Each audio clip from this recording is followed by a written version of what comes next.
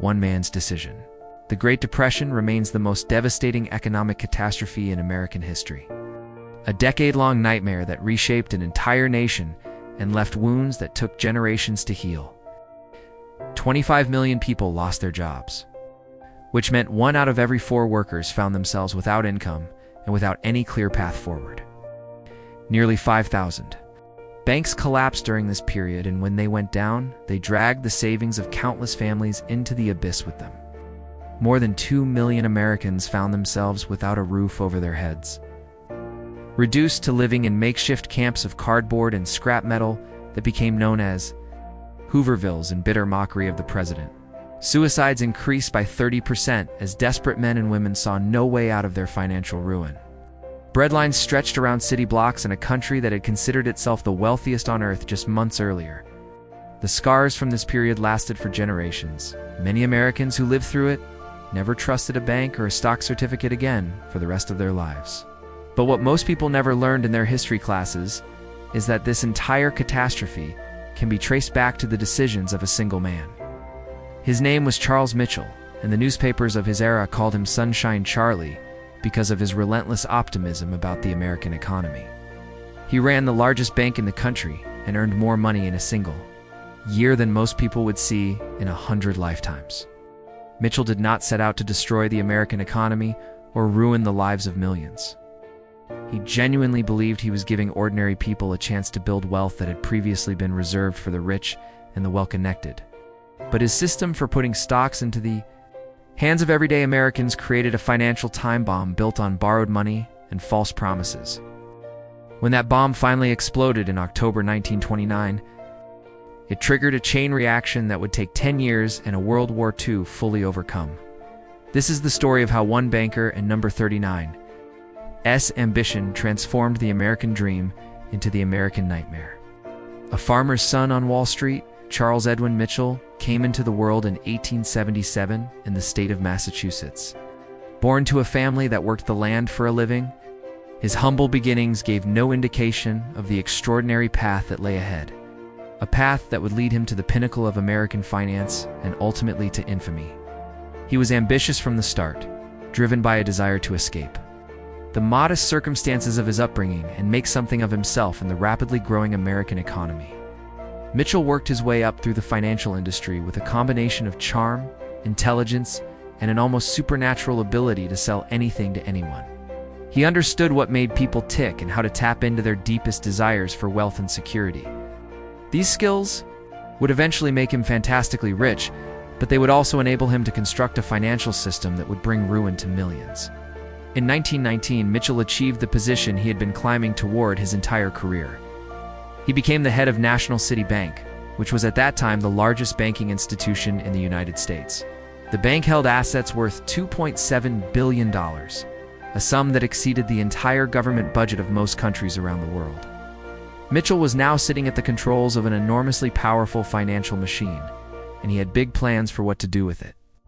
The banking industry in those days operated very differently than Mitchell believed it should. Stocks and securities were essentially playthings for wealthy families and institutional investors who understood the risks involved. Fewer than 500,000 Americans owned any stocks at all, which represented less than 1% of the total population. The vast majority of ordinary people kept their money in simple savings accounts or purchased government bonds if they wanted to earn a modest return. Mitchell looked at this situation and saw an enormous untapped opportunity waiting to be exploited. Selling the American dream, the idea that gripped Mitchell was radical for its time, but simple in its essence. Wealth creation through stock ownership had always been the exclusive domain of those who already had money. And Mitchell wanted to change that equation entirely. He envisioned a world where the factory worker and the bank president could both profit from the growth of American industry. To make this vision a reality, Mitchell launched National City Company in 1920 as a separate arm of his banking empire. This new entity had one purpose, and one purpose only, which was to put stock certificates into the hands of people who had never imagined owning them. The genius of the arrangement was that Mitchell already controlled dozens of bank locations where ordinary Americans came to conduct their everyday financial business. Mitchell understood that selling stocks required a completely different approach than traditional banking. He assembled a team of persuasive individuals who excelled at reading people and understanding their motivations. These agents operated out of branches in 69 cities and were trained to identify customers who might be receptive to the idea of investing their hard-earned savings in something more exciting than a simple deposit account. The marketing operation that supported these efforts was unlike anything the financial industry had ever seen. Print advertisements appeared throughout the country, featuring stories of working-class Americans who had achieved financial independence through careful investment. One promotion promised that setting aside a small amount each month could eventually lead to genuine wealth accumulation over time. Mitchell's sales force learned to connect stock ownership with the deeper aspirations that motivated their customers. They framed investment not as a financial transaction, but as an opportunity to take control of your own economic future. The pitch was seductive because it contained a kernel of truth. Thousands of Americans who had never considered buying stocks began to imagine themselves as participants in the great engine of American capitalism. The 10% trap, what made Mitchell's system truly dangerous, was not the act of selling stocks to ordinary people, but rather the financial engineering that allowed them to purchase far more than they could actually afford. He popularized a borrowing mechanism that would eventually detonate like a bomb underneath the entire American economy. The concept was known as margin trading, and it fundamentally changed the relationship between investors and their money. Under this arrangement, a buyer needed to provide only a small fraction of the total purchase price from their own funds. The bank would lend them the rest, holding the purchased shares as security against the loan. This meant that someone with modest savings could suddenly control a portfolio worth 10 times what they actually possessed. The appeal of this leverage was intoxicating for people who had never had access to such financial tools before. A small upward movement in stock prices could translate into enormous percentage gains on the initial investment. The banks and brokerages happily provided these loans because they earned interest on the borrowed money, while the collateral seemed perfectly safe as long as the market kept rising. What nobody wanted to discuss openly was the terrifying mathematics of what would happen if prices moved in the wrong direction. A 10% decline would completely wipe out an investor who had borrowed 90% of their purchase price. A larger drop would leave them owing more money than their shares were worth, forcing them to come up with cash they did not have or face financial ruin. The scale of this borrowed money pyramid grew at a staggering pace throughout the latter half of the decade. Margin debt expanded by more than fourfold between 1925 and 1929 as millions of new participants rushed into the market. Stock ownership spread from a tiny sliver of the population to roughly 1 in every 12 American adults. Teachers mortgaged their homes to buy shares in radio companies. Farmers sold livestock to invest in automobile manufacturers. The entire country seemed to be betting everything on the premise that tomorrow would always be more prosperous than today. The warning, nobody heard the men who ran the Federal Reserve, could see clearly what most ordinary Americans could not. The numbers on their desks told a disturbing story about an economy that had lost touch with fundamental reality. Corporate earnings were growing at a modest pace, while stock valuations were soaring into territory that no rational analysis could justify. The gap between what companies were actually worth and what people were paying for their shares had become a chasm. Throughout the early months of 1929, the central bank grew increasingly desperate to cool down the overheated speculation before it was too late. They issued formal guidance instructing commercial banks to pull back from lending money for stock purchases. The message was clear enough for anyone who cared to listen. The party needed to end before the entire financial system collapsed under the weight of its own excess. Wall Street did not take kindly to this interference. For a few weeks in March, the medicine seemed to be working as stock prices drifted lower and some of the froth came off the market. Investors who had borrowed heavily found themselves squeezed as the value of their holdings declined toward the amount they owed. The painful process of unwinding the speculation appeared to be underway. This correction should have been allowed to run its course. A downturn in March would have been damaging, but survivable. Many of the most reckless speculators would have been wiped out, while the broader economy remained intact.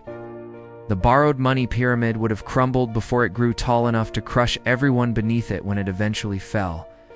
But powerful forces on Wall Street had no intention of allowing their profits to evaporate without a fight. The banks that had grown rich from margin lending did not want to see that business disappear. The brokerages that earned commissions on every trade wanted the volume to keep climbing. And one man in particular decided that he would personally rescue the market from the correction that might have saved it from something far worse. 7 months of madness, Charles Mitchell understood that confidence was the only thing holding the financial system together, and he was determined to restore it by sheer force of will. In the middle of March, he made a public declaration that his institution stood ready to supply whatever funds the market required to remain stable. This announcement directly contradicted the Federal Reserve's efforts to cool down speculation, but Mitchell believed he knew better than the central bankers what the economy needed. His words landed like a thunderbolt across the financial world. The selling pressure that had been building for weeks suddenly evaporated as investors concluded that powerful forces would protect them from any serious losses. Money that had been sitting on the sidelines rushed back into stocks with renewed enthusiasm. The brief moment of sanity that might have prevented disaster had passed, and the madness resumed with even greater intensity than before. What followed was the most reckless period of speculation in American financial history up to that point. Stock valuations climbed to levels that defied all conventional measures of value. The major market indices reached peaks in the summer of 1929.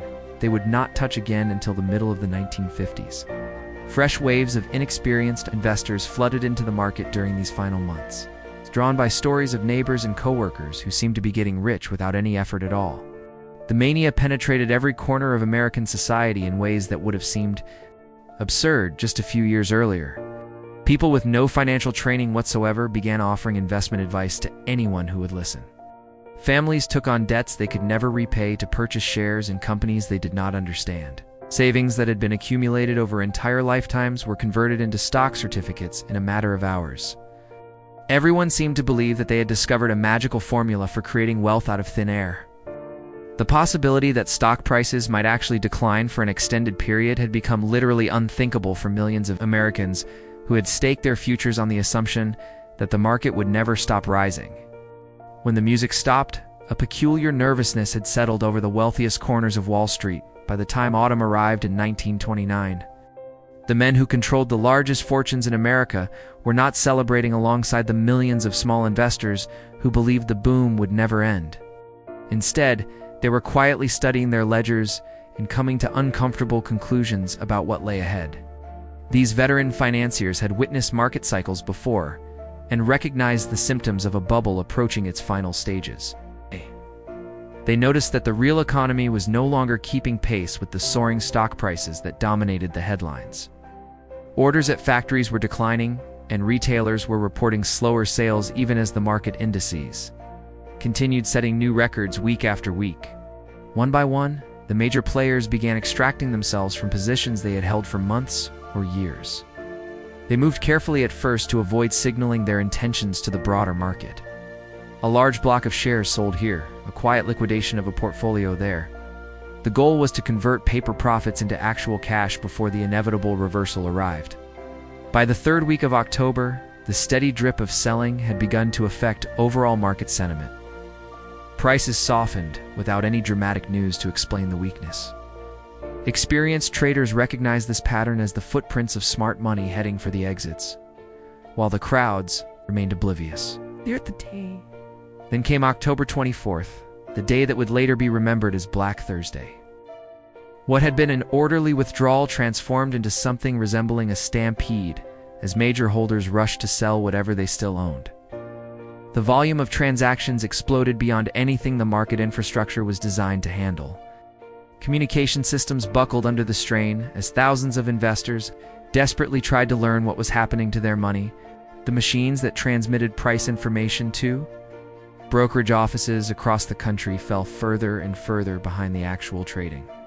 By midday, the numbers flickering on the tape were already ancient history, and the real losses were far worse than anyone outside the exchange floor could possibly know. The human wreckage, the collapse gathered momentum through the final days of October until it reached a climax that stunned even those who had anticipated trouble.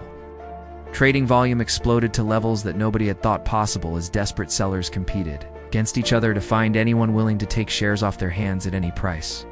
The infrastructure of Wall Street groaned and buckled under pressure it was never designed to withstand. What made the devastation so complete was the very same leverage that had created the illusion of easy wealth during the boom. People who had borrowed 90% of their investment found themselves not merely broke, but deeply in debt. The stocks they had purchased as collateral were now worth less than the loans attached to them, and the banks demanded immediate payment of the difference. The human consequences defied comprehension for a society that had convinced itself prosperity was permanent. Families that had considered themselves financially secure discovered overnight that they owed more than everything they possessed.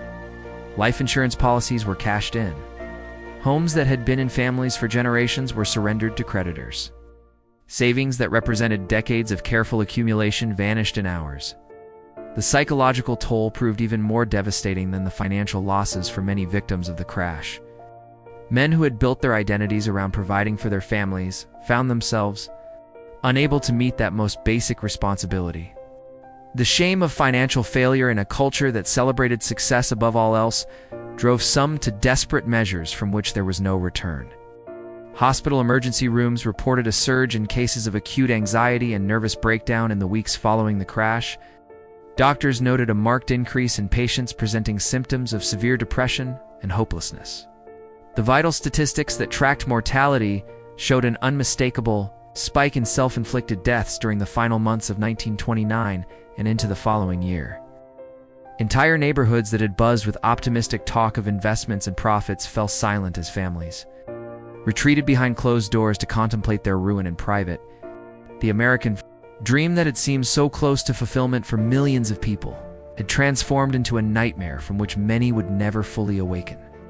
The aftermath of the crash brought a reckoning that Charles Mitchell could not escape no matter how powerful he had once been. Public fury demanded that someone pay for the destruction that had befallen millions of American families. And Mitchell stood at the center of that anger as the most visible symbol of Wall Street excess. Congressional investigators hauled him before hostile lawmakers, who peppered him with questions about his role in encouraging ordinary Americans to gamble their savings on borrowed money. Mitchell stammered through explanations that sounded hollow even to his remaining supporters. He insisted that he had only tried to share the benefits of capitalism with working people, and that individuals bore responsibility for their own decisions. These arguments landed with a thud in a nation where soup kitchens had replaced stock tickers as the dominant feature of urban life. Federal authorities eventually brought criminal charges against Mitchell for manipulating his tax obligations through transactions designed to create artificial losses.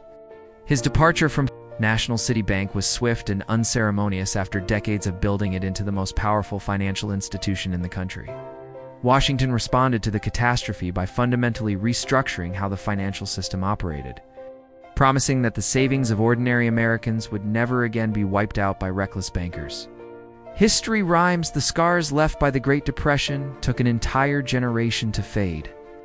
The American economy required 10 painful years to recover from the damage that had been inflicted in those terrible months of 1929. Millions of people who lived through the crash never trusted financial institutions again, preferring to keep their money hidden at home rather than risk. Another betrayal by the banking system. Mitchell himself faded into obscurity after his disgrace. He spent his remaining years working as a consultant for small financial firms in Europe before returning to America in the 1940s. The man who had once commanded the largest bank in the nation died in 1955 at the age of 78, largely forgotten by a country that had moved on to new concerns and new crises. But the patterns that Mitchell helped establish did not disappear with him. Nearly a century later, smartphone applications promised to make everyone an investor with zero commissions and easy access to borrowed money. Margin debt has climbed back to levels that would have seemed reckless even in 1929. A new generation pours savings into volatile assets they barely understand, convinced that this time the outcome will be different.